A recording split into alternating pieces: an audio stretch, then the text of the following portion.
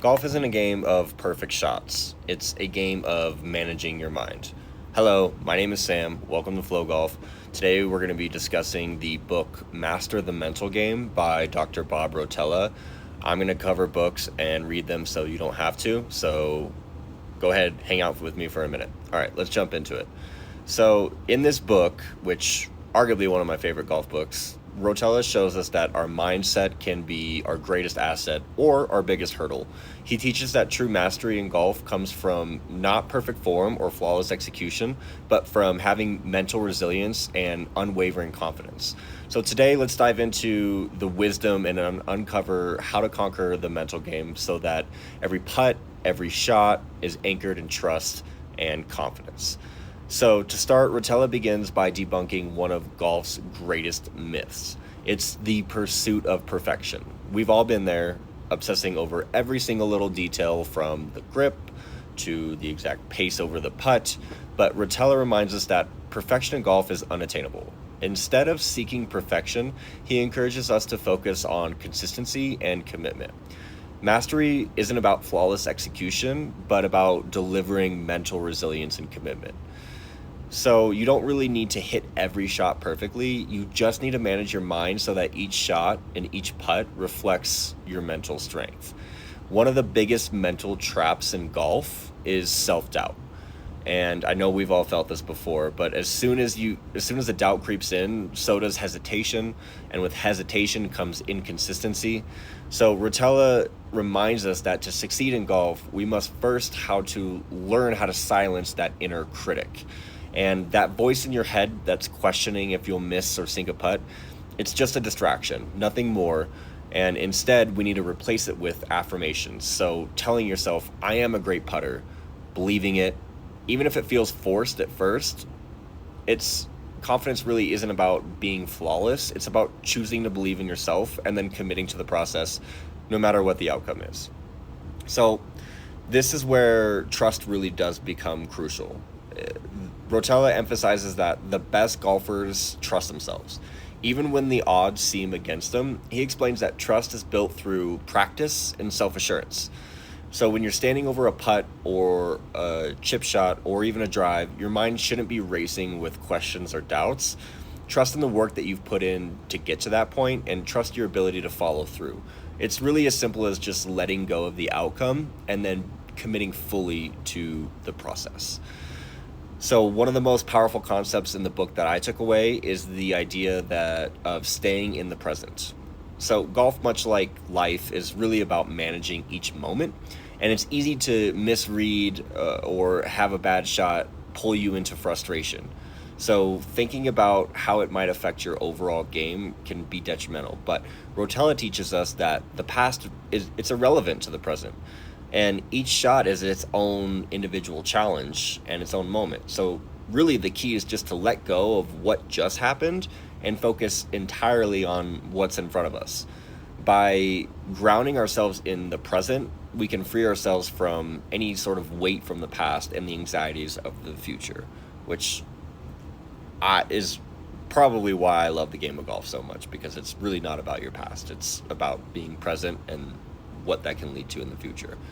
Now, I want to talk about setbacks and how we react to them. So, a missed putt can feel like the end of the world, especially when you're in a critical moment.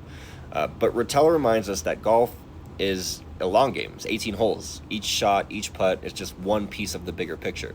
He says that how you react to setbacks is more important than the setbacks themselves. You're going to miss putts, you're going to make mistakes, and what matters is whether you let those moments define your next shot by approaching each putt, each swing with a clear mind and a forgiving attitude. You'll find that your game is going to improve. Not because you're hitting better shots, but because your mind is ready to move on and stay positive. And again, this is going to take us to another. Each lesson kind of builds upon itself within the book, but one of my favorite concepts through Stoic philosophy, life, is to control what you can control. And there's a lot about golf that's unpredictable: the weather, the condition of the greens, the competition. But what you can control is your own mind. and your preparation and your commitment to each shot. So Rotella suggests that by creating mental habits that guide you, especially in high pressure situations, when you're preparing for a putt, you just follow that consistent routine.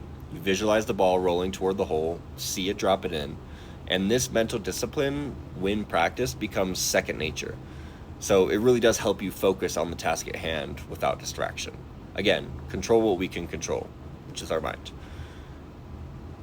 Visualization is another powerful tool that Rotella talks about. Basically, he says that we should picture every shot before we take it. So when you're on the green, you imagine the ball's path and you see it rolling steadily towards the hole. And visualization doesn't guarantee a made putt, but it aligns your mind and your body with a clear goal. Rotella's point is simple, that if you can see it in your mind, you're more likely to make it a reality. And so visualization is a skill that's practiced by the best golfers, and it's one that any golfer can adopt to bring clarity and intention to the game. Lastly, Rotella, his whole message is about embracing the journey over the destination. Golf has the tendency to remind us that it's a game of improvement, of small incremental progress, small changes, and success doesn't happen overnight. But each practice session, each round is an opportunity just to learn and grow. And it's easy to focus solely on the score, on the outcome, but the real game lies in the journey itself. So the process of becoming better mentally and physically. Eventually it's going to lower your scores, but Rotella encourages golfers to find that joy in the process, which is ultimately what led me to start Flow Golf, is because I've found that joy in that process, and to let go of the fixation on the results. If we just focus on our individual growth and embracing each shot as a step towards that improvement, we're not just playing the game, we're evolving as a human, as a person who participates in work and life and all of these things. And so, just to wrap up, just remember that golf isn't a game of perfect, because it's a game that rewards persistence, patience, and mental strength. And that alone for me is enough to pick choose it as my favorite hobby of all time. But Rotella's insights reminds us that our mind is, again, our greatest tool on the course. And with each putt, we're not just practicing our technique, we're practicing our mindset. And this carries over into every aspect of your life. So the power to play your best lies within you, and how you master the mental game is really going to be the key to unlocking that power. So the next time you're on the green, remember these lessons. Trust yourself, stay in the moment, and enjoy the journey. Because in golf, as in life, perfection is found not in the absence of mistakes, but in the resilience that we build along the way. So that's my summary of the book. You can check it out. It's everywhere they sell books. If you haven't read it, I would recommend it. If you have read it, let me know what you think of it in the comments, whether it's helped your game or not. That's it for today's book summary, and hopefully we took a step towards improving your game. Okay, bye.